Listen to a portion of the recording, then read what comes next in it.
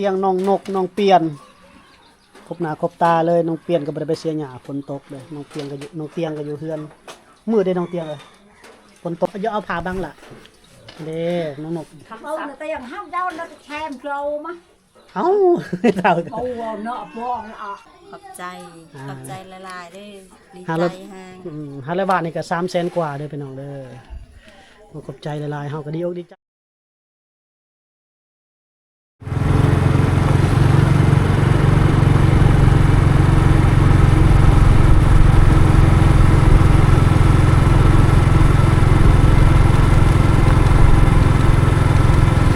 รถติด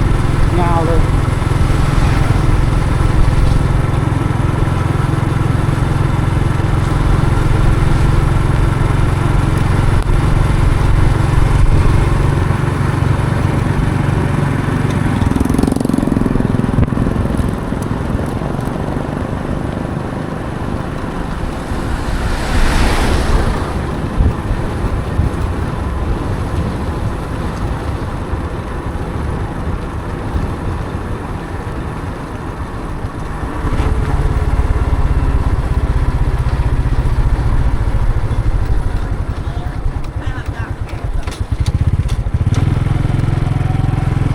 งงๆเลย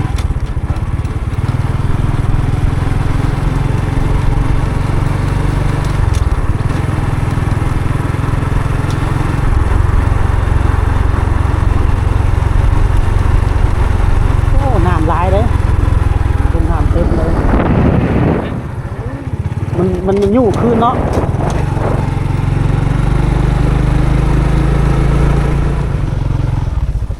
บ่ฮู้สิเข้าไปไหนได้หรือบ่พี่น้องมื้อนี้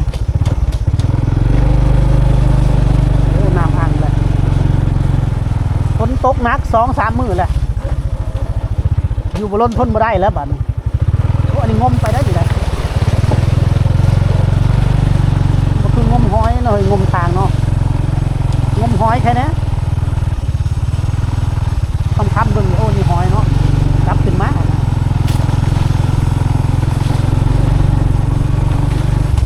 วันนี้วันที่5พี่น้องมิถุนาบ่ฮู้ว่าสิไปฮอดบ้านเขาน้องเชียงน้องนั่นบ่นี่ไปขาใดก็ฮอดขานั้นแล้วพี่น้องเอ้ย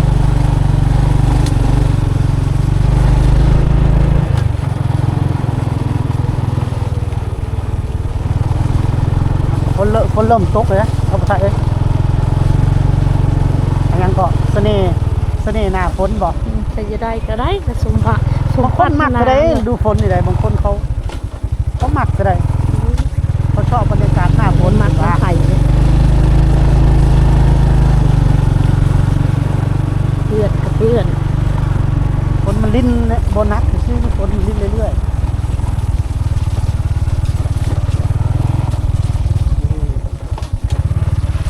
โอ้ เสน่ห์และลุงนี่เนี่ยลุงนี่เนี่ยเสน่ห์คักเลย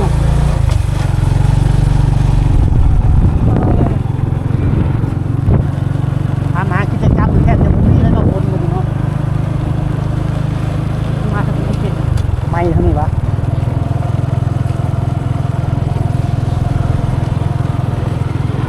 โอเคเราสิเก็บกล้อง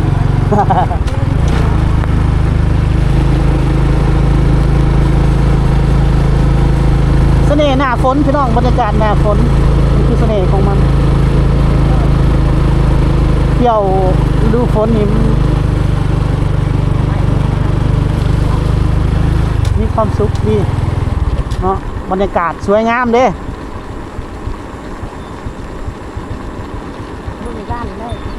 เบิ่งน้ำด้านแรกนี่ฮู้จักดอกพี่น้องเอ้ยไปได้หรือบ่ได้กัน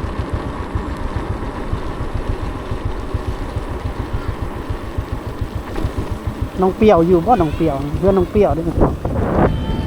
หัวเราอยู่ไปได้อยู่บ่ฮะได้บ่เอาจับกล้องก็ได้เลย โอ้ยไปฮะเลย แบบนี้จับกล้องมาตรงนี้นะมายังล่ะเนี่ยก็เบิ่งแม่ เห็นขับไปได้ยี่บ่ เห็นเขาไปได้อยู่บ่วะไอ้รถจักรนี่ เดี๋ยวถามเขา เวลาไปถามเขาเนี่ย ยังไม่เห็นใครไปบ่ไม่ได้เนาะสำเนียงเนาะ ไปทางโลกทางแล้วก็ลงทางนี้ทุกคนยานดิ กลัวอะไร เดี๋ยวไปหากิน เบรกวะ เดี๋ยวไปหากินข้าวลิงคาม่าเด้อพี่น้อง บอกกับฝนตกนักหรือเปล่าฝนตกนักฝนตกเนื้อแหละเสียว มาด้านที่สองก็เดินหนักๆเลยนะครับมันเป็นเพลงเองเลยโอ้โห หลายเติมหาบึงมูมากครับ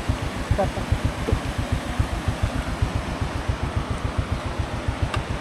ทำไมหลายจัง หลายเนาะน้ำนี่เนาะมีรถไปเที่ยวมาบ่เนาะห่วยตัวนี้แห้งลายห่วยจ้อพี่น้องน้ำห่วยตัวนี้นะเดี๋ยวพาเบิ่งรถมอเตอร์ไซค์เข้ามาก่อน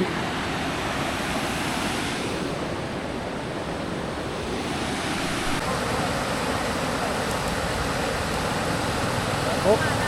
ก็บ่ได้หลายปานใดโอ้สเตอร์เนาะคิดว่ามีหยังสิดอก โอ้ไปได้อยู่พี่น้องฝนไอ้น้ำห้วยแถวนี้คันฝนตกหนักแหละคิดฟ้าวออกรถพี่น้องเลย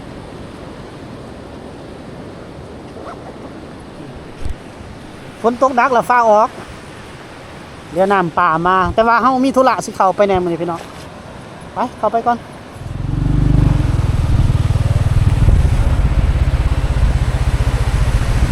ก็มันไหลแห้งเลยเนาะ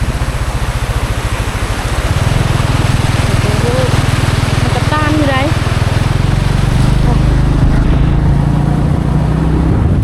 ก่อนจะหอดบ้านเขาน้องนี่มดแล้วเนาะโหยเนาะ มีแต่2ห้วยนี้กันเอาไปทางบ้านเขาน้องเตียงน้องเตียงถ้าไปบ้านน้องใจโอ้โหทุมู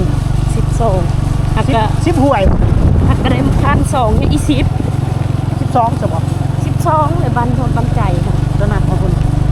เนี่ยฝนก็ตกมาเลยพี่น้อง ตกมาแล้วบัดนี้เขาสิรู้ว่าเขาสิได้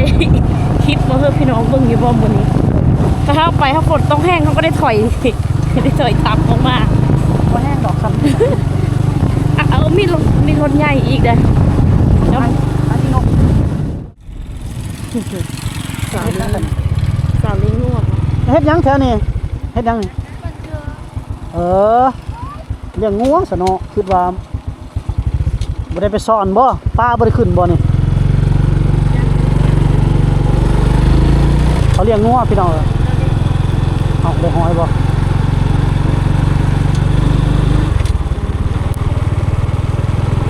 น้ำลายฝนตกก็น้ำลายเนาะทำเป็นแปลกทำเป็นเรื่องตกใจ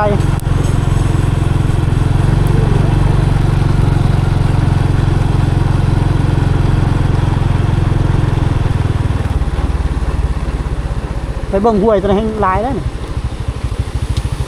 น้ำกำลังมา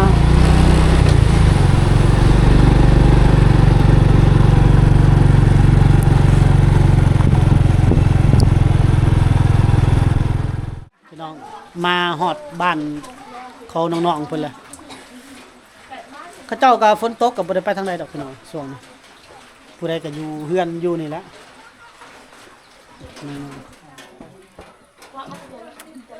ฮอดเขาน้องเตียงเลยพี่น้องน้องเตียงอยู่ครบหน้าครบตาเลยได้มื้อนี้นะน้องเตียงน้องนกน้องเปียนครบหน้าครบตาเลยน้องเปียนก็บ่ได้ไปเสียหญ้าฝนตกเลยน้องเตียงก็อยู่เฮือนมื้อได้น้องเตียงเลยฝนตกนี่บ่ได้ไปเสียหญ้าเลยเนาะอยู่เฮือนไปตักแล้วน้ำกินนะน้ำยังก็เดอะยังก็เคยน้ำคุณแล้วเดอะยังเดอะตะการแล้วน้ำคุณบัดน้ำใสได้สะเดอะยัง ได้แล้ว ฮะ ได้แล้ว เด้อโอ้ยบ่ยากเนาะ ได้แล้ว เด้อร่างนี่น้องนกพี่น้องนกอย่าเอาผ้าบังล่ะเด้น้องนก Đâu người ta dần hấp rau nó xem trâu mà เอ้าเต่า Bầu nọ bò nọ Bầu phơi là น้องติ๊กน้องน้องนกพี่น้อง อันนี้ไปกันเลย น้องนกแล้วก็น้องเปลี่ยนนี่ยังลบกล้องอยู่ 2 สาว 3 สาวผู้นั้นน้องยังก็ลืมแล้วน้อง ไป น้องแป้งน้องแป้งนี่หาก็มาแต่สวรรค์บ่ đó vô อยู่เฮือนเนาะนางอัดเดินมาแต่สวรรค์เนาะสาวๆอยู่เฮือนฝนตกพี่น้องเอ้ยบ่ได้ไปเฮ็ดเวียกหาอยู่หากินหยังแหละ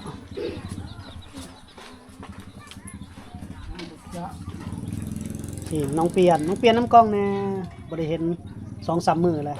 บ่ได้ไปเสียหญ้าบ่ ไปขุดอันใดบ่ได้ไปว่าไปขุดอันหากนะบ่ได้ไปปิเร่ว่าปิเร่มื้อนี้เฮามีเวียกนัดธุระนำผู้นี้แหละพี่น้อง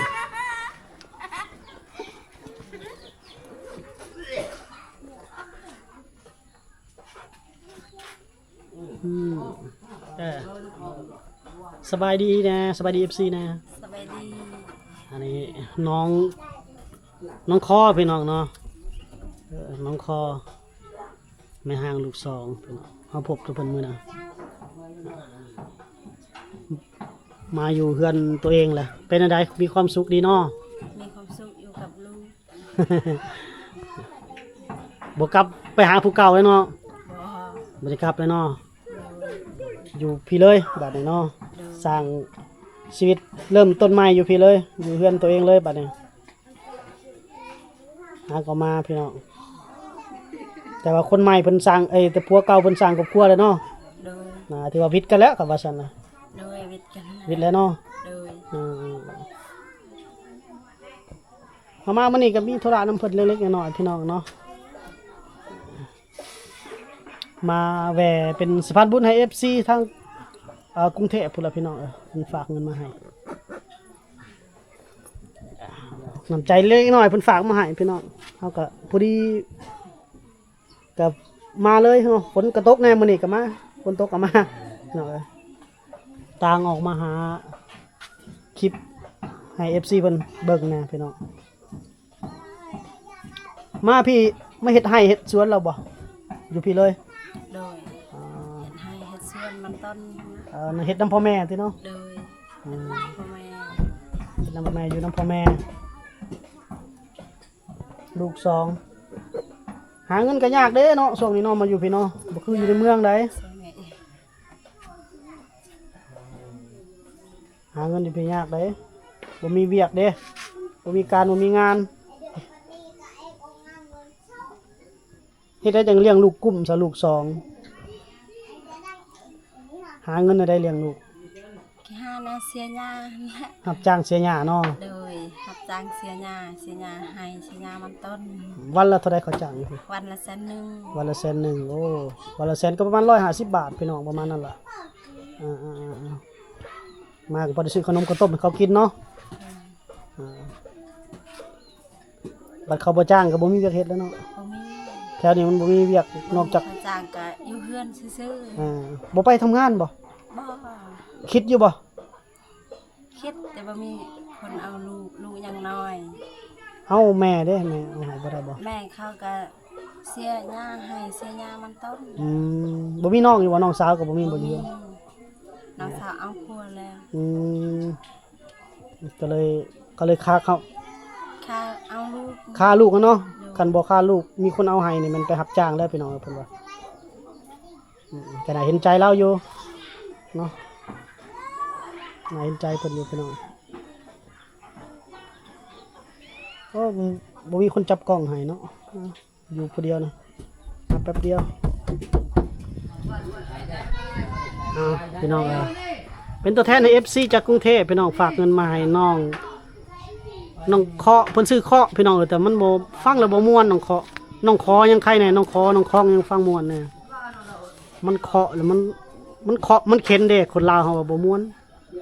ธรรมดาต้องน้องคอเอาน้องคอซะน้องง่ายๆกว่าเนาะแม่ห้างลูกสองพี่น้องเพิ่น FC จากกรุงเทพฝากมาให้500 บาทเอายกมือขอบใจแน่ ขอบใจหลายๆเด้อดี 500 ใจแฮง 500 บาทนี่ก็300,000 กว่าเด้อพี่น้องเด้อขอบใจหลายๆเฮาก็ดีอกดีใจที่ว่าได้เป็นสะพานบุญให้น้องเขาก็ได้พี่น้องผู้ใดก็ได้เนาะผู้บ่ได้ก็บ่ต้องน้อยอกน้อยใจพี่น้องมันก็ FC เพิ่นเห็นน้ำหลังคลิปซ่องเฮาก็บ่ค่อยฟิตขึ้นฟิตปานใดพี่น้องเดี๋ยวนี้บ่ค่อยขึ้นฟิตบ่ค่อยคนเห็นพี่น้องก็จักสิว่าจังไดบ่จ้อยก็จนท้อแหละพี่น้องบ่มีคนเบิ่งบ่มีหยังก็ยามันเฮ็ดไปเรื่อยๆเนาะนี่ก็ให้กำลังใจสำหรับน้องคอเพิ่นเนาะแม่ห้างลูกสองพี่น้องไว้ซื้ออยู่ซื้อกินเด้อก็เงินบ่ลงบ่หลายแต่ก็คือน้ำใจเฮาก็นำมาให้พี่น้องยกดีใจน้ำลายที่มี FC หักแพงน้องคอถือว่าภารกิจเฮาก็เสร็จแล้วเฮาก็สิไปเลาะต่อพี่น้องบัดนี้